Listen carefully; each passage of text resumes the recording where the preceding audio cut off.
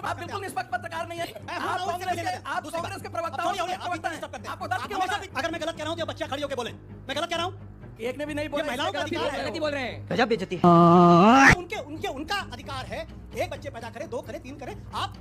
आपको महिलाओं की चिंता ही नहीं है, सिर्फ बच्चा पैदा करने की मशीन। आप ये बताना चाहते हैं मोहन भागवत जी? अरे हम तो हमारे तो किसने दिया था? छोड़िए ना, आप मेरी बात छोड़िए। कब औरतों का पानी हो रहा था? हम तो हमारे तो बात पे करिएगा। बस हवा निकल गई। वो जो अपने स्टेट में बैठ के एक समय पे बिहारी लोगों को बिहारी डीएनए को गाली दिया जाता है, वो आ रहे हैं वोटर अधिकार यात्रा में हमारे अधिकार के लिए लड़ने। क्या वो हमारे अधिकार के लिए लड़ पाएंगे जिन्होंने एक समय पे हमें गाली दिया था? रेवंत रेड्डी हो और चाहे स्टालिन हो, कभी भी उन्होंने गालियां नहीं दी। अभी बता दे भाई, अभी बता दे। ये रहा वीडियो, ये देखिए। बिहार डीएनए से तेलंगाना डीएनए बेहतर है। क्योंकि आप जानते हैं कि हाँ उनके पास फॉल्स वोट है, वो जीत जाएंगे तो आप उनके साथ जाके गठबंधन कर लेते हैं। देश के फ्यूचर को, हमारे देश के फ्यूचर को आप लोग गर्त में डालना चाहते हैं, यही चीज के लिए। नौकरी की बात की है। नौकरी उसको डांटिए सर, मतलब क्या विचार है? मेरे साथ अन्याय हुआ है, मेरे साथ। नमस्कार दोस्तों, स्वागत है हमारे नए YouTube channel the Raj debate पे। दोस्तों हम आपके लिए लेके आज का नया डिबेट वीडियो। यह वीडियो बहुत ही धमाकेदार होने वाली है। दोस्तों कृपया वीडियो को पूरा देखें बिना स्किप किए। यह वीडियो बहुत ही धमाकेदार बनी है, तो आपको देख के जरूर से आनंद आएगा।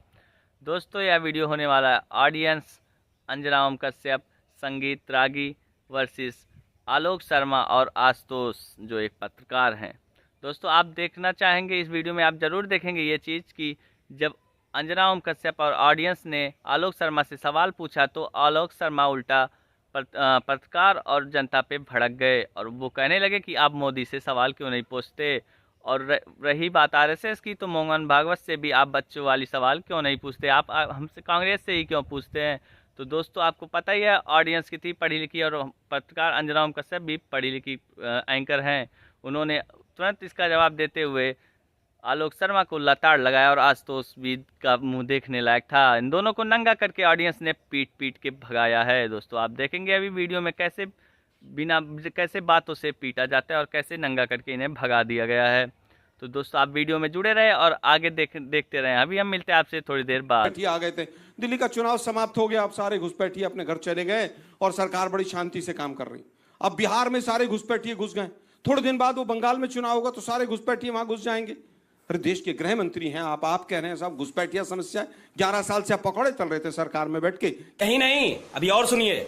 केवल आप एमएलए खरीदने का और 50-50 खोखों में सरकार गिराने का काम कर रहे थे क्या? गजब टूबीबाज आदमी। इलेक्शन कमीशन को अपना पिट्ठू बनाकर आप बिहार के चुनाव को घुसपैठियों के नाम पर हिंदू मुसलमान में बांटना चाहते हैं। ये मोहन भागवत जी का बहुत गंदा प्रयास है।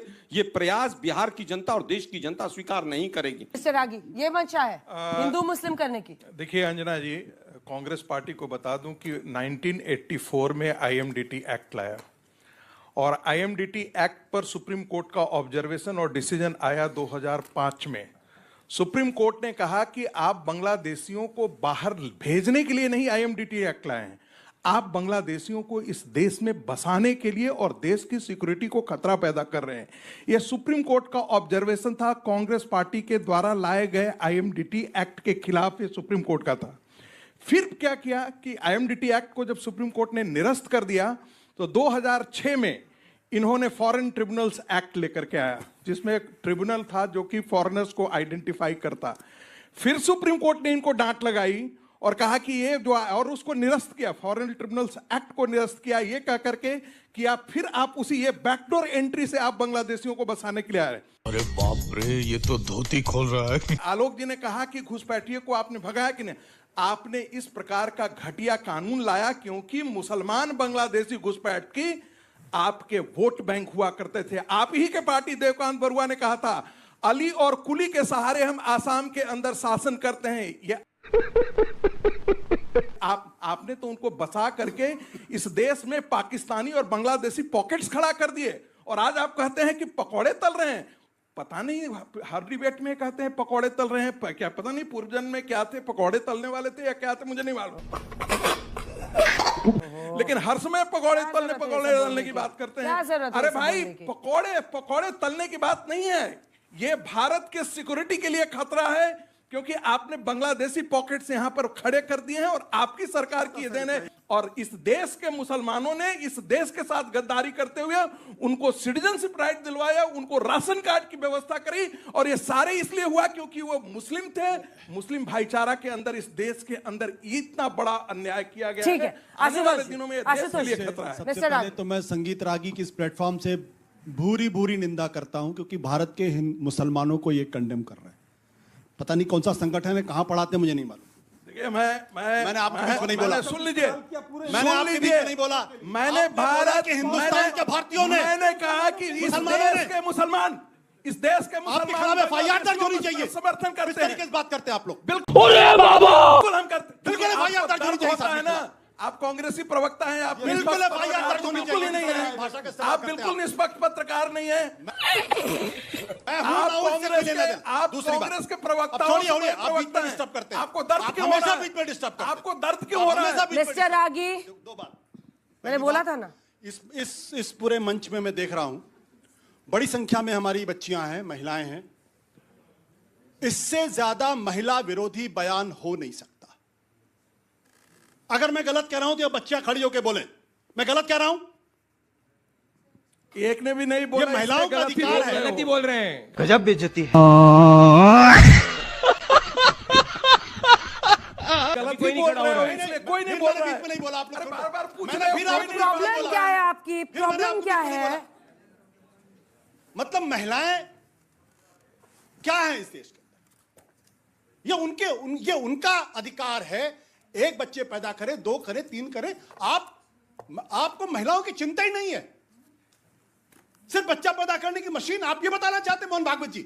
ऐसी बात मैंने बीच में नहीं बोला। प्लीज, मैंने बीच में नहीं बोला। गलत बात मत करिए, गलत बात मत करिए, घटिया तरीके गलत से बात मत करिए। नहीं, घटिया तरीके से आप तोड़ मरोड़ रहे हैं उनके बयान को। ये क्या महिलाओं के खिलाफ उन्हें बोला है क्या? दूसरी बात, अरे भाई आप शादी आप नहीं कर रहे हो। अरे 50 आपकी वजह से हिंदुओं की आबादी कम हो रही है।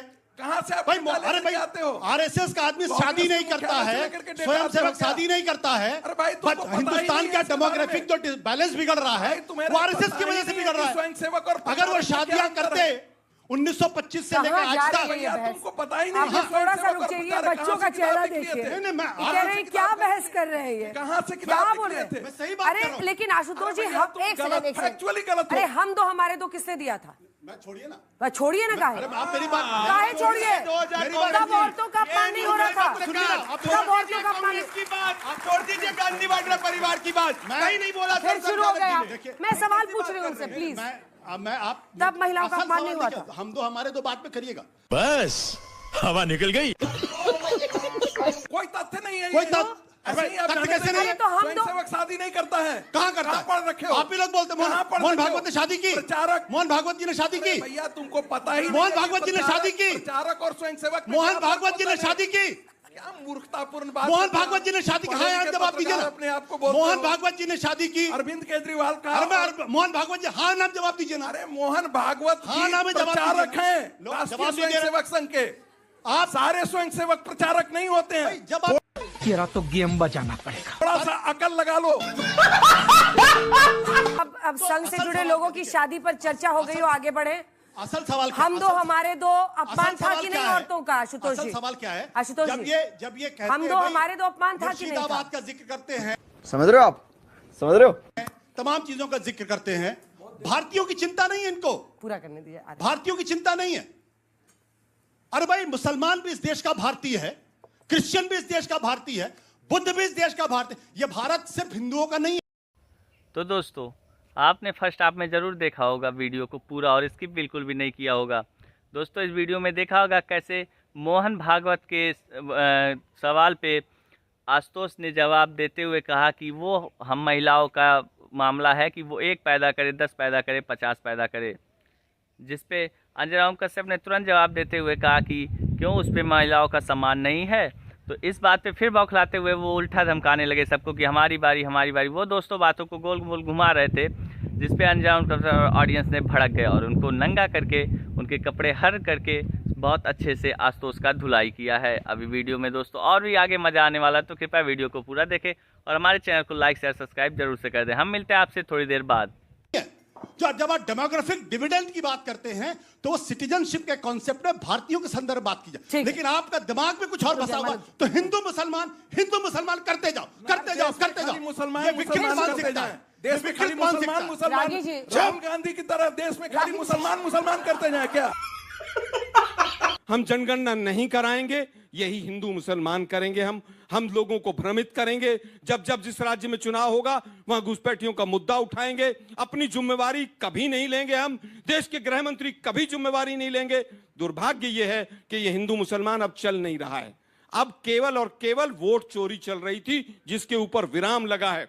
आज इसलिए तिलमिलाए हुए हैं कि अब फिर दोबारा हिंदू मुसलमान ले आओ। अरे भाई, आपने SIR के माध्यम से जो बिहार में किया, बिहार की जनता जाग गई कि ये सरकार किस तरह से वोट चोरी करके सरकार बनती है।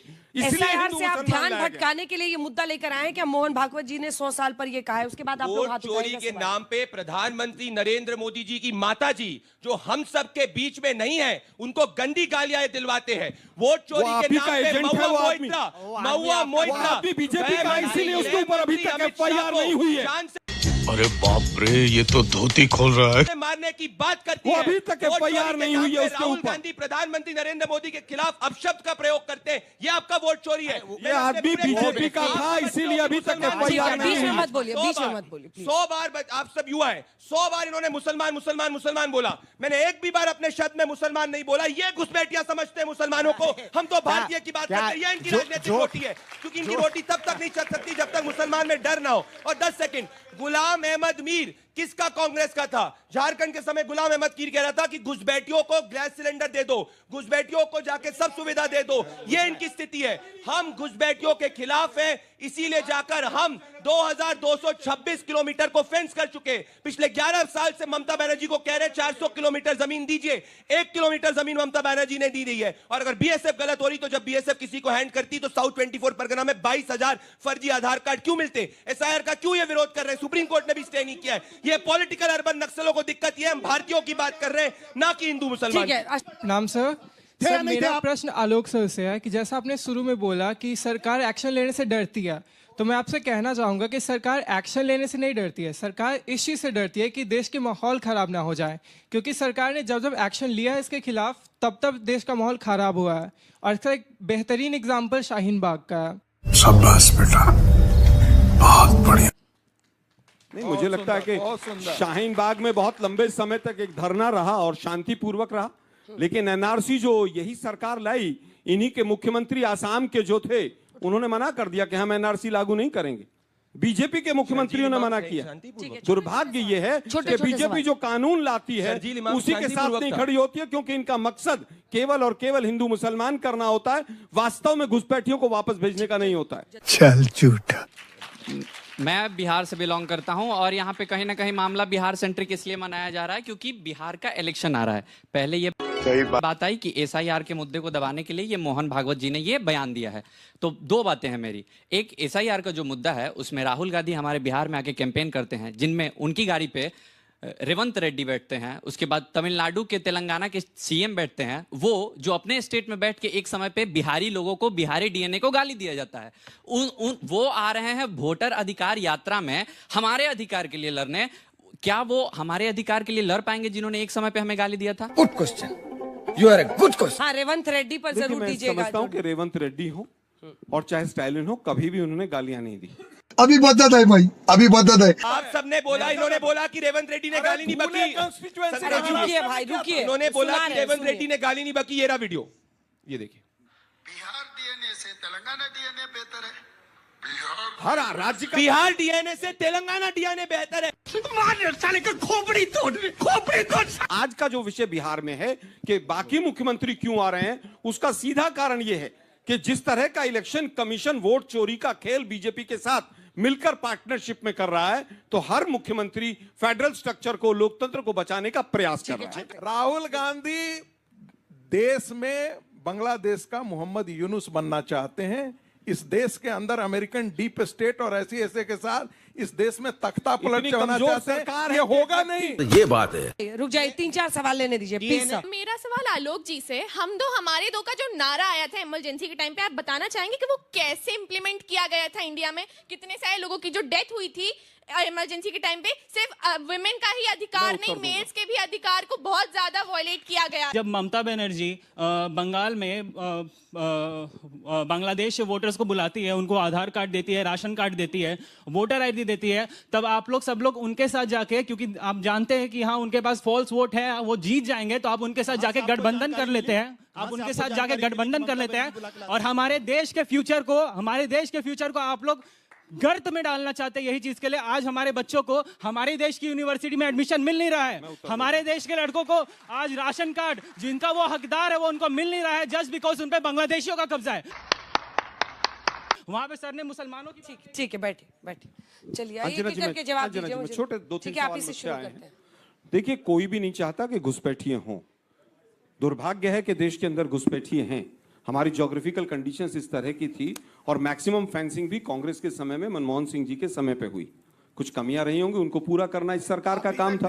जब पूरी अरे भाई, ये बीच में बोलने का बहुत सीरियस विषय है। हम बोलते हैं जब लेकिन दुर्भाग्य जब सीरियस नहीं क्या होता। यार, ऐसे दिल्ली में 11 साल से लॉ एंड ऑर्डर इनका है, पटना में 20 साल से इनका है, लेकिन 3 बच्चे होने चाहिए। मोहन भागवत जी ने कह दिया है, अब सारी बीजेपी उसके पीछे लग जाएगी। भाई साहब कुछ ज्यादा नहीं हो गया ये? मतलब कुछ भी जो वर्तमान की समस्याएं हैं, बेरोजगारी दर हाईएस्ट है, एक पर कैपिटा इनकम में 5 किलो राशन भी जोड़कर आपको कैलकुलेट करके बताया जाता है। आप एक शौचालय ले लीजिए और 5 किलो राशन ले लीजिए, सारी यूनिवर्सिटीज पे आरएसएस का कब्जा कर लीजिए।